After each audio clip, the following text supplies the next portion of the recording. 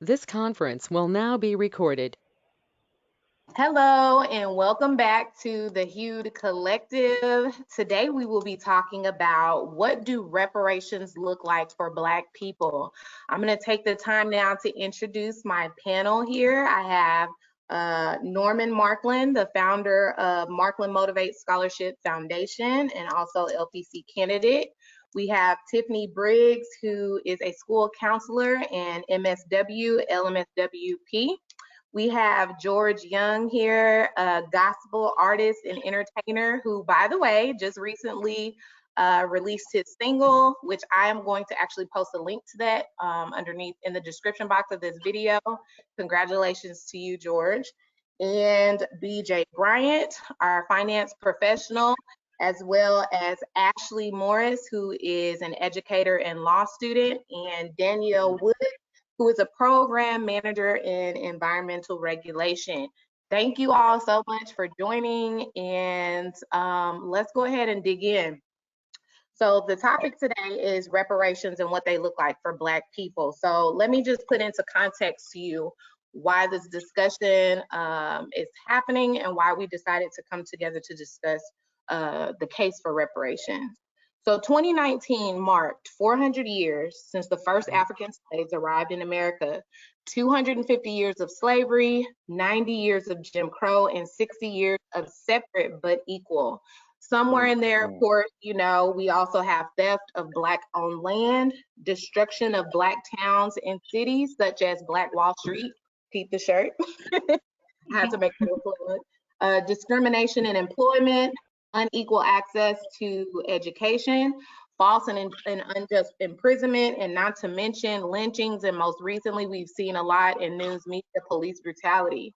So many scholars and activists argue that through slavery and Jim Crow alone, Black people have been robbed of generational wealth and progress, the effects of which are still being felt today.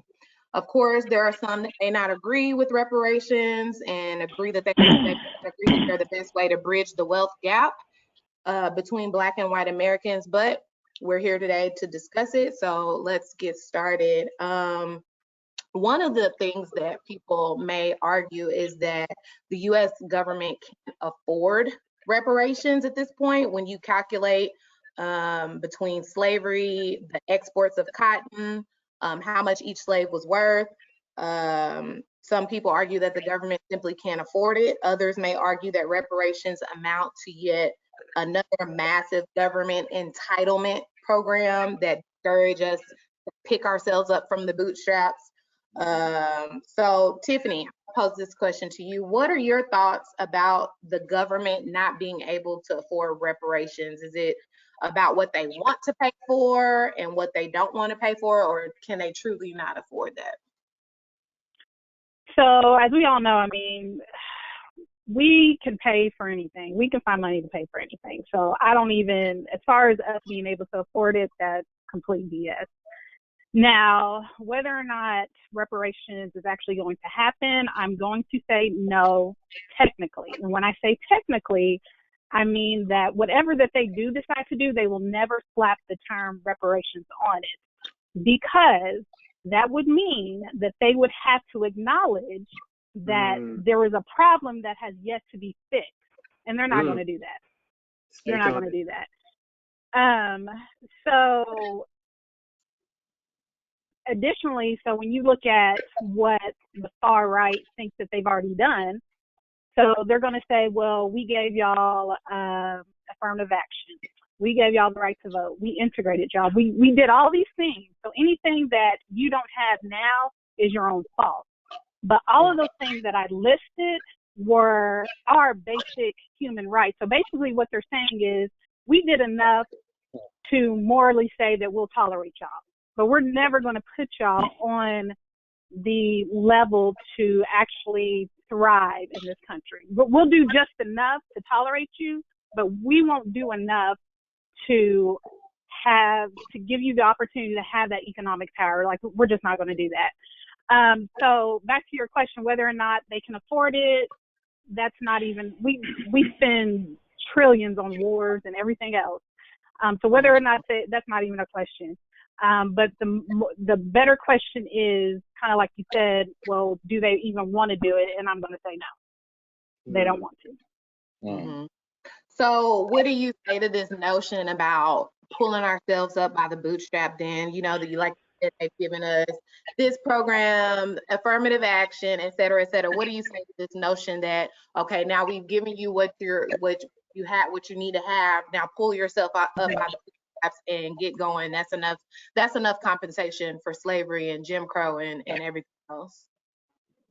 So a personal story of mine, a few years ago, I was a part of a lawsuit with a local hospital who was practicing discriminatory hiring practices. I didn't even know about it until they reached out to me. There was an investigation that was done. It was a period of time, and so they reached out to anybody who applied for positions at this hospital, and I just so happened to be one of them. But come to find out that they were discriminating against Black women. And so thinking back at that period of time, I was a young single mom struggling, and I obviously wanted to, propel my family into more economic stability, right? Or financial stability. And thinking back that was an opportunity that was taken for me, just goes to show that at that point in my life, if that was an opportunity that was given to me, it may have helped me progress my family faster financially if I was given that opportunity. But I wasn't. I had the experience, I had the education, but that opportunity was taken away from me because I was Black and because I was a woman. So stories like that are happening all over the country. I mean, that's something that, and we talk about this all the time, about the different types of systemic oppression that's literally embedded in our policies, in our laws, in our every way of life. So it's hard to tell a specific group of people to pull themselves up when we came into this country at a disadvantage. And it has been passed on generation to generation, and it's still happening to this day. Just with just my story in particular. And so I think about, and I'm just going to use the president as an example, just for the simple fact that he just recently signed the executive order to put experience above degrees, like when it comes to applying to government jobs. And I got to thinking, everybody was like, oh, that's great. But statistically, who's the most educated population in the U.S.? Black women. Black women. Mm-hmm. So, I was not ready to, from the moment I read that headline, I was like, and then think about it, looking at him, he has hired his entire family to run this country.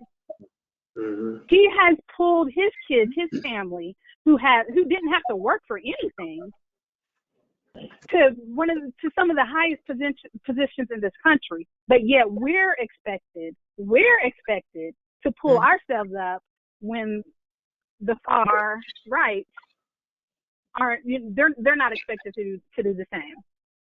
And exactly. So again, that whole notion is BS, especially when Black people were brought into this country at a disadvantage. We didn't start out with, economic empowerment and stuff like that. But we were able to pass on from generation to generation, like, the other side.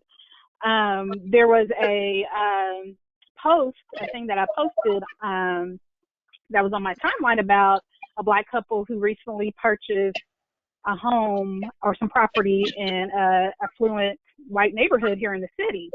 And on the deed, it says that whoever wants to buy this, basically they can never sell this property to a Black family. Mm-hmm. Obviously, that's illegal now, but it's on the deed, and it's on every deed for every house in that neighborhood.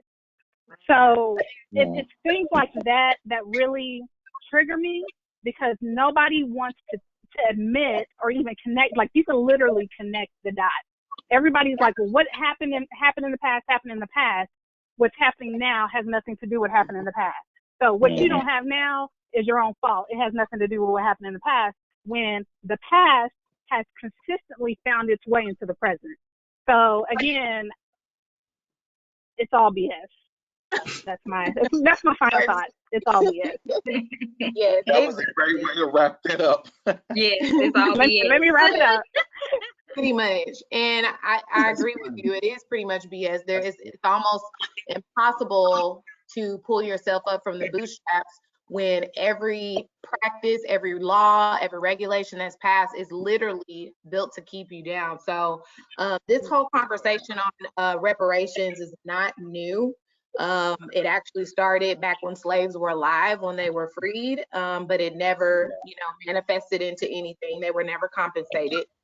So, and I wanted to go down the list of actually, in fact, since we're so expected to come up by our bootstraps and it's old and done, let's just go down the list of other groups that have been paid reparations historically. Number one, the European Jews in the Holocaust were paid $7 billion in today's dollars to the state of Israel and $1 billion to the World Jewish Congress.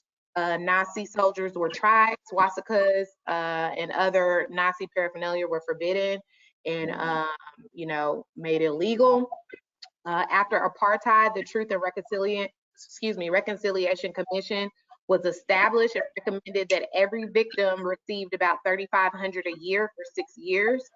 Japanese Americans who were interned in American concentration camps during World War II were given $20,000 each to the 60,000 surviving victims. And then, of course, many of us from Oklahoma know that Native Americans are afforded their own land reservations, and through the Indian Commission and Bureau of Indian Affairs, given compensation for school, housing, etc. So, and many, this is something we may not have known. Many may not even know, but the Compensated Emancipation Act of 1862 authorized payment of more than $1 million in 1862, which is $25 million today, to DC owners of enslaved people for lost property when their enslaved people were freed.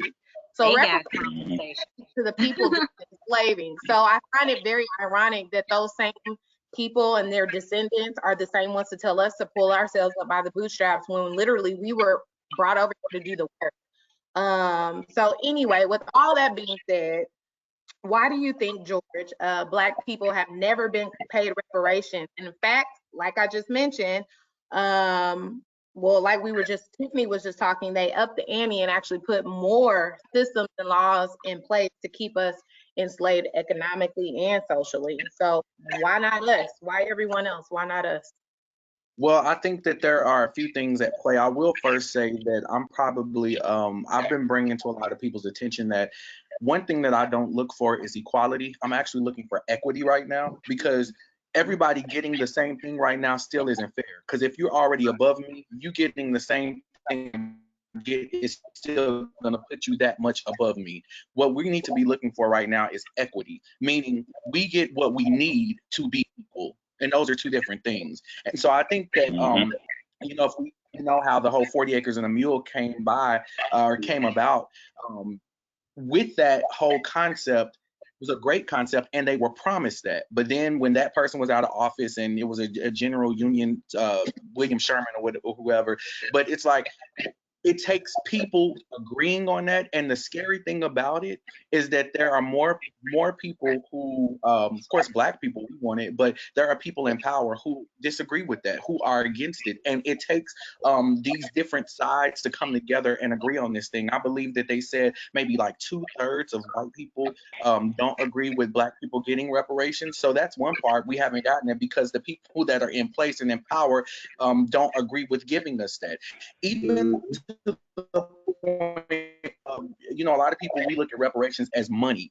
But even past money, what about schooling and all of these things that we deserve? They said that like 6%, only 6% of white people feel that Black people should get special education and training in certain areas to bring them up to a level of where they would be comparable to their white counterparts. So there are so many areas that we need to, that restitution, or whatever word that people want to use, that should be in place for us to be able to get to a place of being equal. So for me, the whole bootstrap thing is like, ooh, we don't mind working, but if we work, will we get what the other people that don't look like us, will we get what they get? Yeah. And so that's the thing. Like, I feel like we need reparations. I feel like we should get a payoff in more ways than one, not just money, but in land and everything else. But also, what are you doing to level the playing field? Not give us what you gave the white people, because at this point they're ahead of us. It's kind of like when you're in a race, and when we were kids, the bigger kids usually tell the little kids, "I'll give you a head start."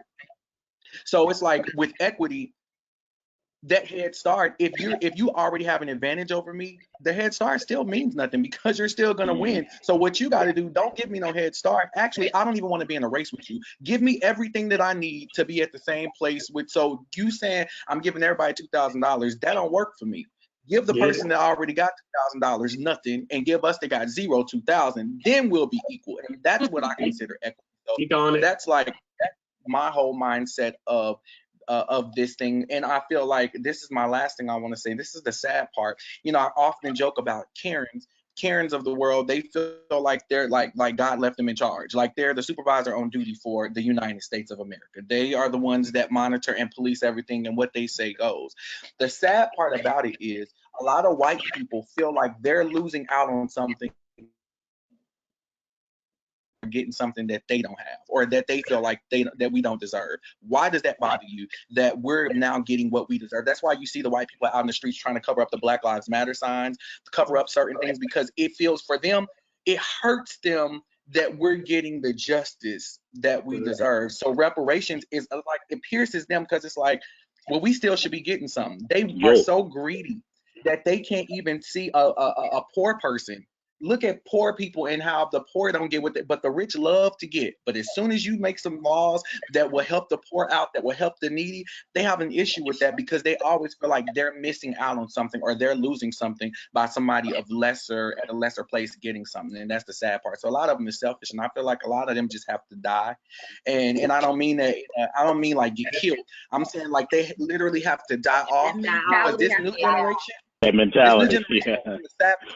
this new generation of the millennials, and I have faith in the young people, the people, and I feel like I'm young, but the generation up under us, I feel like they're going to be the ones that, if nothing else, they're going to start putting stuff in place, like let's fix this. Yeah. I hope so. I hope so, because that mentality does need to die off, and it does get passed down. Unfortunately, we've seen some of them younger ones on TikTok. So hopefully, that will die out. That mentality. They're outnumbered, though, and that's the thing that we have to remember. I do think so. Yeah, we see a lot of it, and because it's towards us, then it's kind of like somebody could leave you 1,000 comments. One comment is bad, and that's gonna pierce you, because we naturally don't want that opposition, especially when it's unfair. It's gonna step out and stand out to us. But really, they're outnumbered, and the people that are with us are outnumbering those that are bold and and making noise in the opposite direction. And yes, will it cost money? Yeah, it's gonna cost America money. So what? That's what it's supposed to do. The government talking about they can figure it out. You figure out how to do that, and you organize. And Sheila Lee in Houston, where y'all are, I know y'all know who Sheila Lee is. I know she has been working on that whole reparations thing. She's really big on that out there. I think the bill is HR 40 is the name of that bill, that act that she's been working on. But I mean, you got to figure that out. Things cost money. You like Tiff was saying, you figure out how to pay for everything else. You figure out how to fund everything else. This is something that you have to organize, and you figure out how these payments will work over time. Yeah. Yes, agreed. So we've talked about kind of like white opposition and maybe like this black and white thing, but there is kind of within the black community, we have American descendants of slavery, which is a group that believes that reparations should not be given to black Americans whose ancestors came here as immigrants, not slaves. So I believe the co-founder Antonio Moore argues that recent immigrants from Africa or the Caribbean islands do not have the history or lived experience to be considered in any claim for reparations. Some others argue that that line of thinking only further divides us and causes division within our community and harms us as a collective of Black people. And then actually also we know that African nations such as Ghana have also, as means to Black Americans, descendants of slaves, they've offered dual citizenship and has recognized that 75% of the slave dungeons were built on the West Coast, which they were transported off their shores. So my question to you, Norman, do you believe that reparations should be, if we're just forget about everyone outside of the Black community, do you believe reparations should be paid to Black immigrants as well as descendants of slaves, the Black Americans, or should it be only for those Black American descendants of slaves? Yeah, so in my opinion, I do think, however, racism affects all Blacks globally, but I think if we're talking about reparations economically in the United States of America, I do think there should be some lenience to slavery and some descendants. And so how it looks as far as like your ancestry and being able to justify your connection with being a descendant of slave, I think those should be the ones who economically, financially are recipients of any kind of reparations, only because of the history of the economic employment that they have administered throughout this country, considering that Blacks are only own half of 1% of the total wealth in our country. I think that Blacks have contributed to generational wealth of whiteness and white supremacy. So when it comes to America, I think the individuals that can prove or justify that they have a lineage to a descendant of a slave should get reparations. I'm an immigrant myself, so for me personally, I would not necessarily receive that funding, but I think other countries should follow suit as far as how Blacks have contributed globally to the economic engines of each country in this nation around the world. Okay. Do you think that, with that being said, following in line with Ghana and Nigeria and other countries offering dual citizenship, do you think that other African countries, do you think that they are, that they owe Black Americans anything as well? Because there's always this argument that Africans sold us off and, why, that type of thinking. Do you think that any African nations, particularly West Africa, those ports of slavery, do you think they owe Black Americans anything? Well, I think that's tricky because from my research and from my understanding, like 5% of the Africans were brought to America, but the others were 95% were taken across the Caribbeans and even Brazil, throughout South America, Central and South America. So I think it can be very tedious when we look at like what countries what, but I do think there should be a communal worldwide exchange of understanding Blackness and understanding like I love the dual citizenship, but just African nations really identifying, even us as African Americans or Black people in America, identifying with our African ancestries, creating unions, creating nations where we can have backup, we can have support from African nations. If you look at any other ethnicity, they have the baggage of their nations, whether it's Asians, Jews, every but Black in Americas have the baggage of African, of their colonial nation. So I think that should be the start as far as coming together globally for Black people and really understanding what Blackness is and really having a backing financially, physically, especially when it comes to representing Black people across the world. I agree. I think that's one of the most important things that Black Americans are missing. If you look at some of the other, like you mentioned, some of the other nations like Chinese, they have a direct link to China. Japanese have a direct link to Japan, but a lot of us, because our heritage and our ancestry was stolen, we don't have that link. And I think if we were to go ahead and establish that, I think that would be one of the main things that we need to work on as far as repairing that relationship and repairing the Black community. I definitely agree. That's one of the top things that we can do for ourselves to kind of strengthen the Black community. So Erica, do you feel like Africa owes us? It's kind of a tricky question. I don't think they necessarily owe us, because from some of the research that I've done, slavery existed in Africa anyway. But it was not American chattel slavery, which is a huge difference. So even if there was a transaction that took place where some of us were sold, I really don't think that our ancestors in Africa knew that it would lead to 250 years of slavery, Jim Crow said, I don't think they realized that. And so I don't really fault them for that. And really, I like what they're doing with the dual citizenship to allow us to bridge that gap and build that connection. But I don't necessarily think they owe us. I think if they are going to establish that relationship, they should make it probably as easy as possible for us to assimilate. If we do choose to go over there, they should make it as easy as possible and offer us, the resources that we need if we do want to have a link there and do have a life there. But I don't necessarily think that they owe us necessarily, just from my research on the matter as far as how that transaction may have taken place and because let's just be clear, slavery has existed all over the globe, but American chattel slavery of African slaves was the most brutal and cruel act of slavery that's ever existed.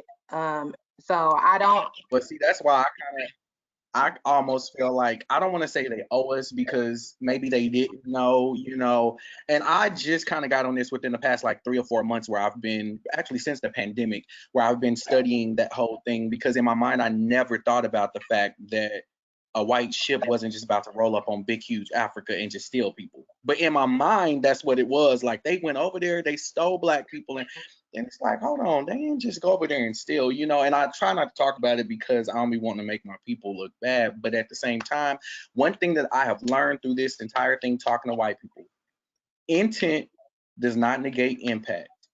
And although you may have not intended certain things happen or intended, what happened happened.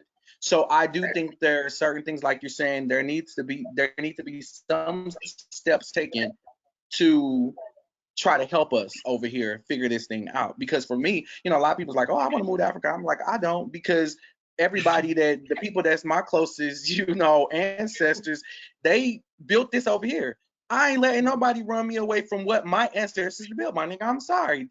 This is America is where my family was breaking their backs and building stuff. So I'm not running away from here. Them white folks gonna run away. I'm sorry, I'm using ebonics. They gonna run away before I run away from here. You know what I'm saying? Now I'll go visit Africa, but I ain't just like, oh, I just want to. Well, let me go move over to Africa. No, I don't want to do that either. To the motherland. More of a question, not necessarily moving to Africa, but having ownership there as well. If you look at a lot of the immigrants, some of the ones that I know, they have houses and other things over there that can bring them money so that they can do business between here and take money that they make from here and bring it back to their motherland.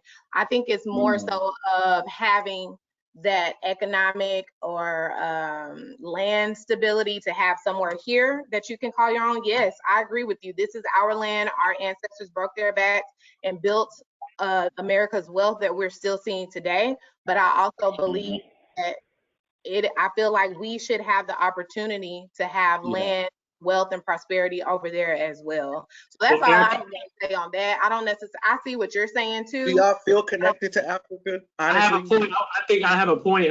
Kind of going back on piggyback on what you're saying. I do think there needs to be a reconciliation process, especially as far as our identification and our identity. And a lot of that could be mutual. It could be as Black Americans or Black whoever identifying associated with African nations, right? And it could be that reconciliation process.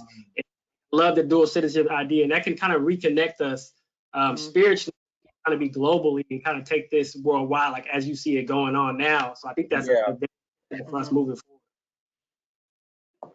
That's dope. I think that's a great idea. Do y'all feel connected to Africa already though? No. I don't necessarily feel connected, but I think for me, I have always been someone who's wondered, like, past slavery, like where did my people come from past that? Like I know that history, I'm cool with that, but I want to know from beyond, like, what was my tribe like? What were they into? Have some of those cultural and heritage things that they used to do, has that affected who I am? Is that why I love music so much? Is it why I enjoy certain things? I'm interested I'm connected in the sense that I want to know what was missing and what was taken from me. So, and other places, and I'm getting ready to move to the next question, but other places, like when I went to visit Ellis Island, I actually got pissed off because it's just like, all these other immigrants and people, oh, my grandfather, great grandfather signed the whatever the thing is when they came up to the shores of America. But it's like me, what do I have to look at to go look at my history past slavery? You know what I'm saying? So for me, my connection or my desire for Africa is more of finding that piece of me that was stolen, that piece of my history that I don't know. And I feel like a lot of in the Black community, what is missing is that connection, because sometimes look at how many we go between, oh, I'm African American, no, I'm Black American. It's like we have an identity crisis almost to an extent where we're missing we are. Yeah.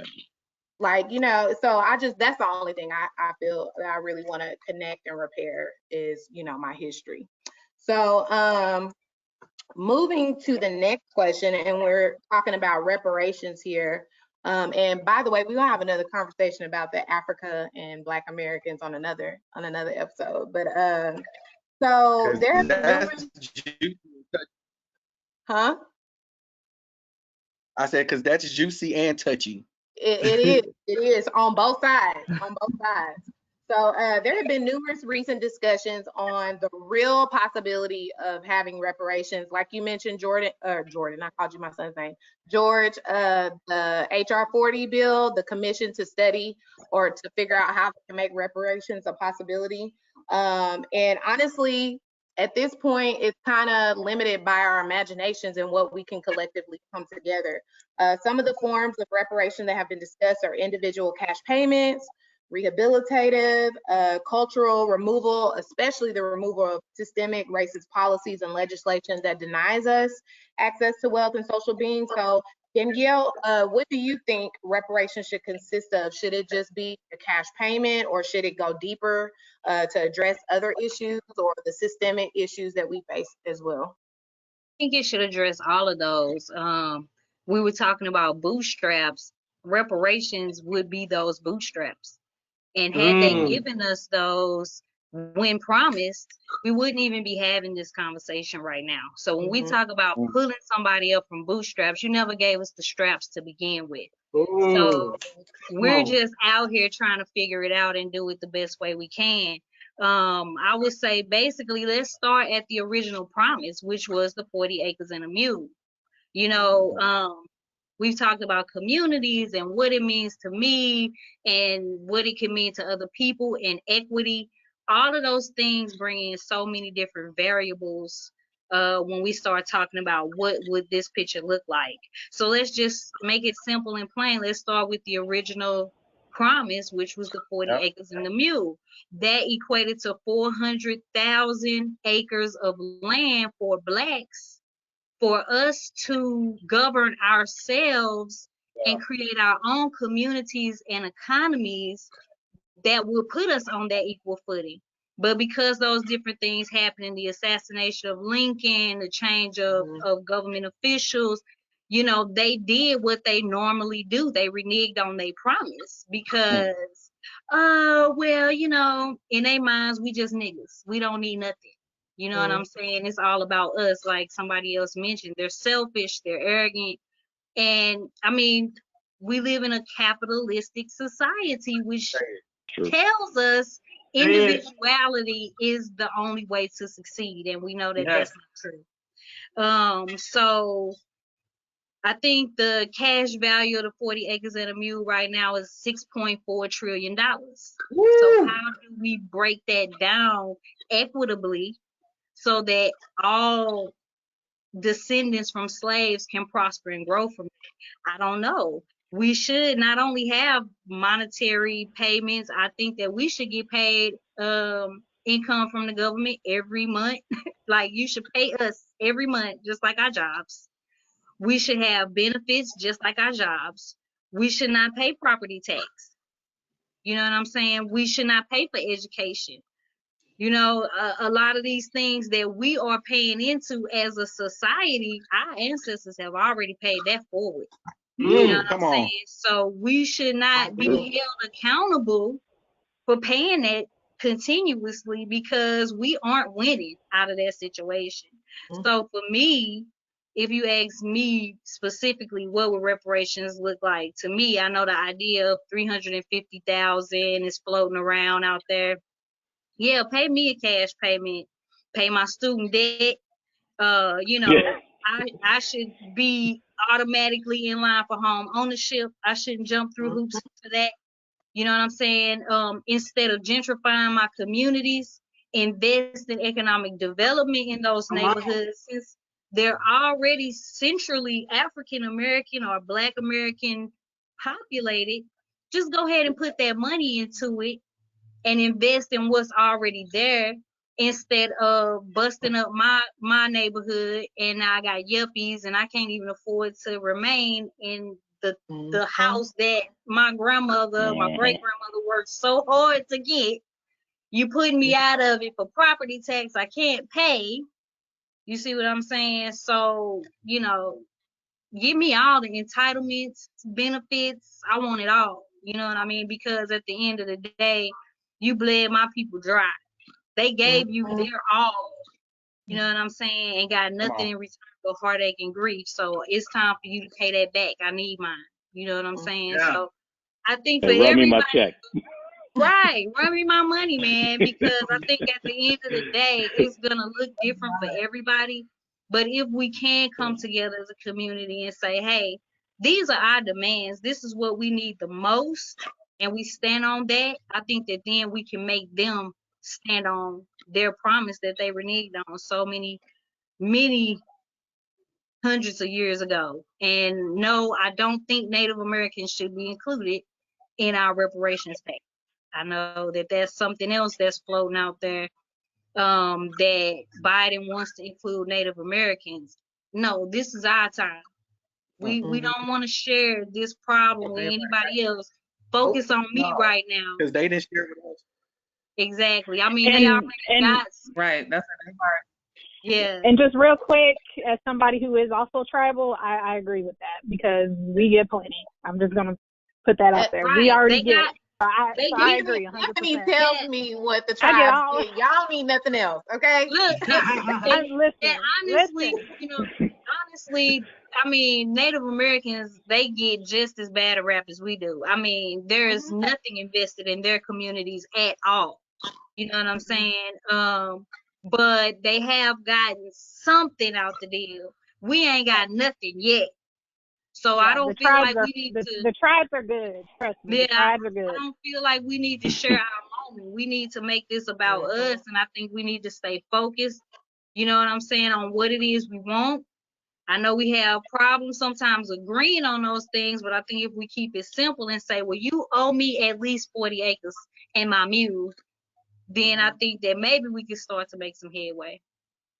I agree. I think and I think we talked about this the last time. Yes, I agree. If we focus on key areas, housing, land, employment, finance, education, and also healthcare. I think if we focus on key fields and, you know, itemize what we want under those key categories, then I think we have no choice but to come together to agree, because that'll hit almost everything that's plaguing our communities right now. So I agree 100%. Since that was such actually the meat of this topic, does anybody else have anything that they think they should add to reparations, or what they think will be a good addition to reparations? With that, BJ. Oh, Jared, call me. yeah, from a finance professional. Yeah, well, I mean, I'm with you. You know what I mean? Because I know George talked about equality versus equity, and when you think about the equity, what that means, it goes further than just saying, hey, give me a check or give me a payment. There's things that have to be sustainable, over many generations that'll help keep, the investments that we have. So, I know we haven't gotten to my question yet, but yeah, I mean, I think healthcare is one of the main areas, obviously education, and I think for Danielle's point, some people may ask, what does the 40 acres and a mule, what does that look like, or what does that translate into what we have today? So how does that look like assets for us as Black people today? And I mean, if I was asked that question, that would be my reply. Would be that it would have to be more things that are equitable. So when you talk about real estate, us owning, being able to generate or have generational wealth, you know, these are the things that I think that can help us. You know what I mean, as Black people. Okay. What do y'all think about if there was a way that they could trace everything in America that was built by a slave, established by a slave, and even what they didn't give us, maybe some stuff they gave us financial things, and then they gave us ownership in anything that was built or established by a slave? I think that might be a little difficult to track because if Start you with the White House. well, yeah, but I'm saying if you look at cotton exports was the main export. I think it accounted for 60% of all the exports, which is what the majority of the slaves that was their manufacturing. That's what they were out in the fields picking. So I mean, how do you translate that to today? Right. Especially when everything is made in China and we import a lot of stuff. I think that would be kind of difficult. Or what about property though? Like property that was built by slaves. What if they started transferring that ownership over? Go ahead, Ashley. Well, with the property, a lot of them doctored those documents and lied on who owned it or who. I just feel like it wouldn't be honest because it's gonna I feel like a lot of it would revert back to a white owner because they've lied, and I feel like it's so messy, or they swapped so many times, or they lost ownership because of whatever. I feel like it's gonna always revert back to going, not always, but in a lot of cases, it'll revert back to going to a white person. They knew what they were doing. They lied and they doctored that stuff. Yeah, they knew what they were doing. They knew what they were doing. Yeah, they did. And I think it would be more effective to really calculate. And actually, I have some numbers since I'll just kind of jump to that. On the eve of Civil War, it said that America's cotton production had grown to 2.3 billion pounds a year, which was 60% of all U.S. exports. The enslaved population was now almost 4 million humans at that time, with an estimated value of 3.5 billion in 1860, which is about $100 billion in today's money. Oh my God! And that's what we've missed out on. We didn't even have the most. Huh? Oh, I'm sorry. I said we didn't even have the most. Right. Oh. Several economists have attempted to calculate the full economic debt of slavery and Jim Crow. Larry Neal at the University of Illinois figured that lost wages alone between 1620 and 1840 total up to $1.4 trillion in 1983 money. So we're in 2020. So what would it be now? Wow. And other economists calculated that labor discrimination between 1929 and 1969, that goes back to your point, Tiffany, that you made earlier, cost Black workers an additional $1.6 trillion. That's about $3 trillion there without inflation or interest, adding up to nearly $70,000 for every Black man, woman, and child.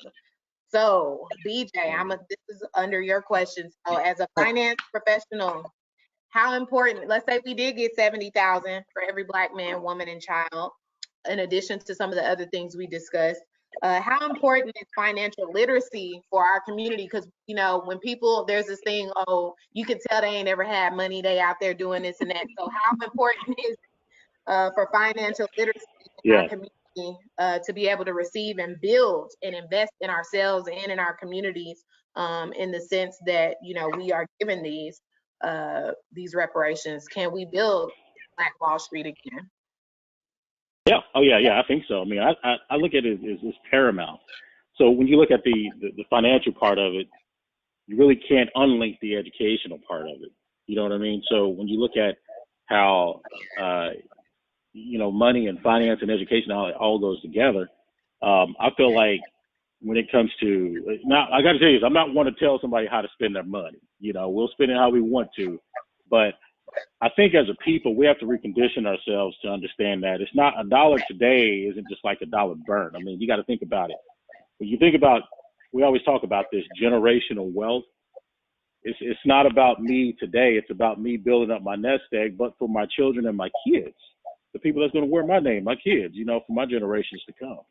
And so that's where I think we've kind of lost some ground when you talk about building things when it comes to real estate, you know, home ownership. That's where a lot of this starts at. So, you know, a lot of us don't realize, or we may realize, you know, a lot of white people, they will that stuff down to their kids. It's in their will. They own a home, they're going to give it to their kid. They own a property, they're going to give it to their kid, you know, when they pass. But, you know, I used to sell life insurance. And so one thing I would always sit down and talk to us, and when I say, you know, us black people, one of the biggest things that I had to kind of get us to understand was that it's not about you today. It's for the people that's left behind. It's about your legacy. Wow. And that's one thing we always have to consider is our legacy. It's not about me today. I can do what I can do today to build my legacy. But when I leave this earth, my kids and my grandkids, you know, are going to be here to keep my name or whatever it is, my business or the things that I've built to keep that going. So you talk about the Black Wall Street. Yes, yes, and yes. You know, I think the you know, what I envision as the Black Wall Street is not just us for us, but it's us by us being able to, again, think years down the road. You know what I mean? And again, it goes back to creating that generational wealth. You know, so that's where my mind is right now. You know, and I get it. You know, I think just over the past maybe year or so, I've tried to make a concerted effort to try to buy things that are made by us, Black people. You know, be pro-Black. You know, when it comes to things that I need. So that's one thing I definitely want to support. And again, we might pay a little more, but believe me, you're supporting, you know, us, and you're helping somebody else build their generational wealth. So, you know, I can definitely see a Black Wall Street. Great. I can see it too. We've done, if we can do it before with those obstacles in place, then surely, you know, and now moving forward, we will be able to see Black Wall Street again. So, absolutely. With the reparations, we talked about the support, not only within our communities, but just in America as a whole. 74% of Black Americans support reparations, and only 15% of white Americans thinks it's a good idea. Only 29, which is crazy to me why it's not 100% of Black Americans, but that's a whole other topic. Only 29% of Americans agree that the federal government should pay cash reparations, and only 46% believe that the government should even issue, at the very least, a formal apology. So we can kind of see that reparations still kind of remains a little, you know, largely unpopular with voters. However, like we mentioned before, Democrats during the primaries did show support for pretty much majority of all the Democratic candidates showed support for the HR 40 bill, which is that commission to study reparations and see how it can become a reality.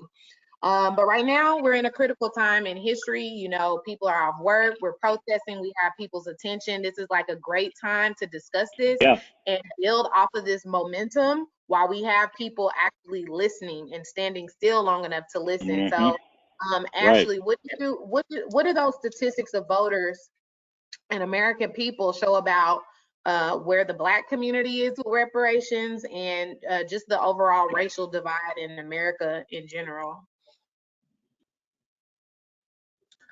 Well, I think like with the only 13% of white voters thinking it's a good idea. I think that other whatever percent that doesn't agree, I think it's a fear of what happens to me if they catch up and they get all of that, what's going to happen to me and what happens to my status. And I think that even with the 74% of Black people, I feel like that 26%, I feel like those are the Candace whatever names of the world. I feel like it's them. That's who those are. Facts. Or right, I feel like it's them.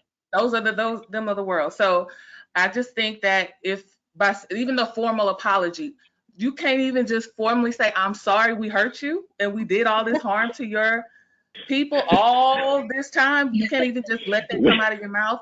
But in doing that, you have to admit I was wrong and I harmed you.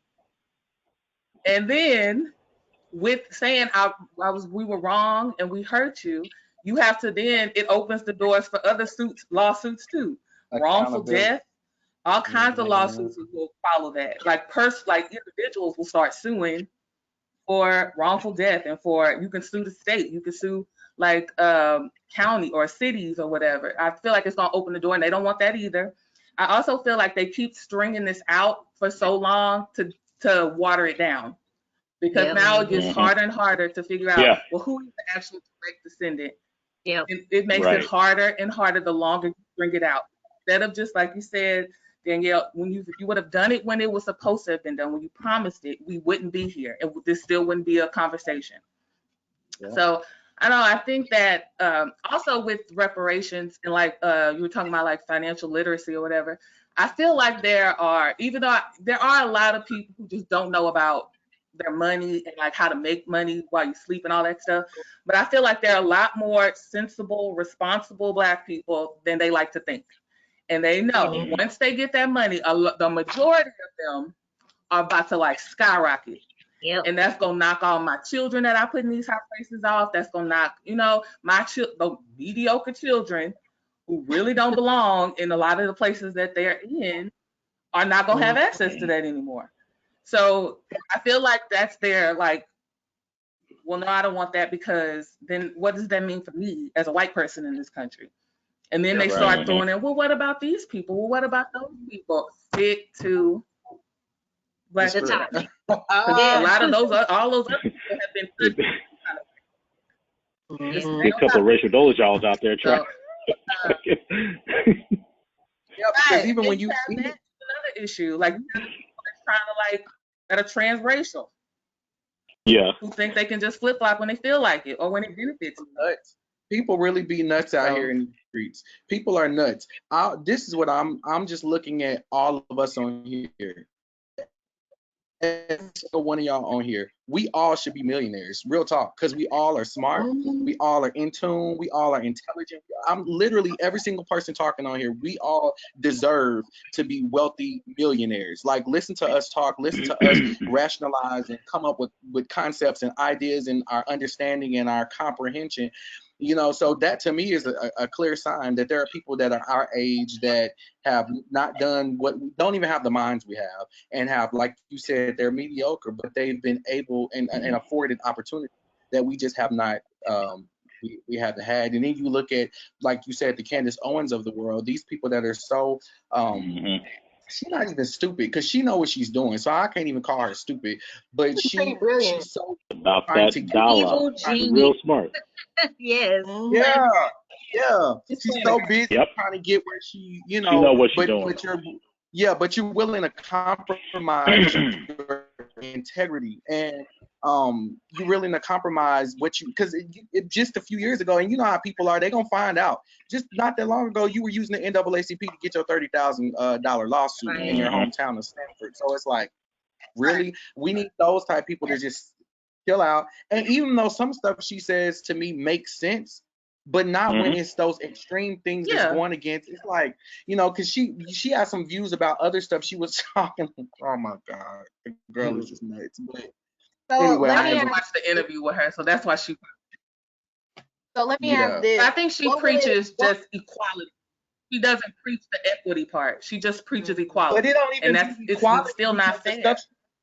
She'll literally say something like, there's no police brutality. See, that's stupid. You cannot say that, because it is. It's more white people. She's a clout chaser. Yeah. So if she's got to. We just need to kind of take them for what we know they are, but still stay focused on the task at hand and making whatever we need as a Black collective. Those people that know, they know, and we know also who the other opposition are, whether they're in our community as Black people or not. So I think with people like her, we kind of have to just brush them off. So with that being said, Ashley, what do you think it would take for us to make reparations a reality? Like, how do we get there? Litigation, legislation, is it state work? All three? What do you think? I think what's gonna happen with the HR 40, I feel like, just to look into it, I feel like that's just like a band-aid so we can string it out a little longer. Because people have been doing this for like decades, looking into this, centuries looking into this. So why is it now? We'll look into it a little more. That it's a brush off, if you ask me. Yep. So I feel like what they're gonna do, they're gonna knock it back to the states, and because they're gonna say, well, not all states were slave states and blah blah blah. They're gonna knock it back to them and let them just figure out what you're gonna do about the issue. I don't feel like but I feel like they're gonna try to take the steps that they took in the positive direction, like we emancipated, we voting rights act, civil rights act. They're gonna try to take all of those and sum them up to what we did take positive actions to fix it. And that should be enough. They're gonna try to lump all that together to make it enough. But I feel like they're gonna make the state issue, like figure out what you're gonna do with the harm that was done in your state. Well, what about these states? Or what about over here? What about Nevada? What about, they're gonna try to break it up like that is what I think they're gonna happen. I'm not very optimistic about reparations. Also, I don't remember who said it, but somebody said they're not gonna call it reparations. Right. Because then that, again, you have to admit you're wrong and that you did harm, that and through centuries of harm. So I feel like they wouldn't call it reparations though. But I'm very leery of them with like programs, because I feel like it's going to turn into and spiral into something else. Like if they do like free healthcare for all Black people, I feel like it's going to become like the gold card where you can't get an appointment, and it's going to become stuff like that. Or it's not the best doctors, it's just something that's free. You know, I just feel like it's going to become, I feel like you should still have some choice in it, but I feel like it's going to turn into what we already are getting, which is the bare minimum, if anything. That's why we need to keep applying the pressure like we doing right now.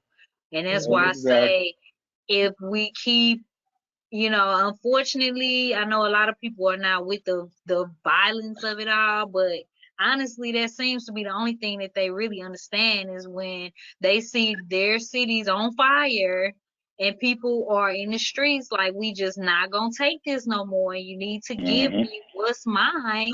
You know what I'm saying? Then they backed into a corner. They have to do something to get it to stop. Well, let me ask this then, and this is for anyone because we're nearing the end, but with that being said, is it gonna take, do we need a leader to lead this initiative for reparations, or should we just all take to the streets, protest more? What do you guys think? What is it gonna take to keep applying that pressure and make it an actual reality law? Yeah, I think it's always necessary to have a leader in some sense who can kind of guide and direct us. I think that's where integrity comes in, and it's like you want to have faith in certain people, but then you get, it's like, I don't want to say no names because I don't mind saying names of people that's be in the forefront that I don't trust. Just like I personally don't even fully trust the Black Lives Matter organization. I like the theme, the words of it, and what it means. But it's just so many things to me. I think that there needs to be a coalition of people to sit down and determine what the purpose is, establish the purpose. Let this be the purpose, because what we do is start branching out. First is Black Lives Matter, then it's Black men matter, Black women matter. Now it's Black men, Black women, like it just keep going and going. It's like, okay, now we're losing focus of what this whole thing was. If we all have the right mindset, so I do think that it takes a good, strong leader, and I think that a lot of those people that don't need to be running for president, but may still have good ideas, maybe they can lead those kind of movements. Kanye don't need to be no president. Some of these people don't need to be presidents, but they have good mindsets for other things. And if you're not mentally stable enough to even handle your everyday life, you probably don't need to be in an office. You can't do this. Where you have to make decisions and you have to argue with people to know, like, no, we need you, bro. Just go sit and you just keep talking to your therapist. Let's get somebody who's a little more stable, And so I think there are so many good, talented young Black people, maybe some of those Black mayors, some of those Black congressmen in those states, they can come together and create a coalition. Everybody don't have to be the president. Everybody don't have to be the governor. There are other things that you can operate in and be effective. Yeah. Well, Norman, I think you wanted to add, I think I got that question from one of your followers. What do you think as far as a leader or a coalition, like George mentioned, to actually make this a possibility, and we'll close out from there. Yeah, I just would like to add, like, as far as the political strategy, like, we have to be strategic and understand. I think Danielle mentioned it earlier, in a capitalistic society built on race, it's going to be difficult to get the oppressor to really empower us to get us on their level, as far as considering like that's the cornerstone of white supremacy. So I think we're gonna have to do the grassroots ourselves and make it to where the white power structure depends on us, right? And to where they feel like they have to progress financially.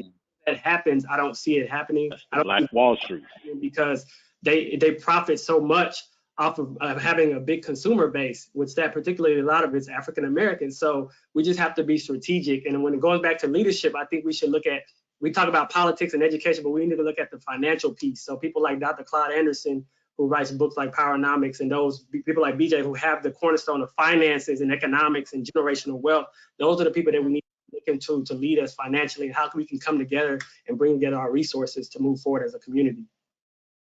Agreed. So I would like to thank everybody for joining. I am going to close out with a scripture that I thought was very interesting, because, you know, people, oh, slavery was in the Bible, this and this, but check this out. And if thy brother, a Hebrew man or a Hebrew woman, be sold unto thee and serve thee 6 years, then in the 7th year thou shalt let him go free from thee. And when thou sendest him out free from thee, thou shalt not let him go away empty. Thou shalt furnish him liberally out of thy flock, and out of thy floor, and out of thy winepress. Of that wherewith the Lord thy God bless thee, thou shalt give unto him. And thou shalt remember that thou wast a bondsman in the land of Egypt, and the Lord thy God redeemed thee. Therefore I command thee this thing today. That's from Deuteronomy chapter 12, verse 12-15. So there you have it. God even says, give me my money. Give me my money. yeah. Okay. Give me my money. Thank you guys for joining, and we will see you guys next time on Hued Collective. Thank you. Thank you.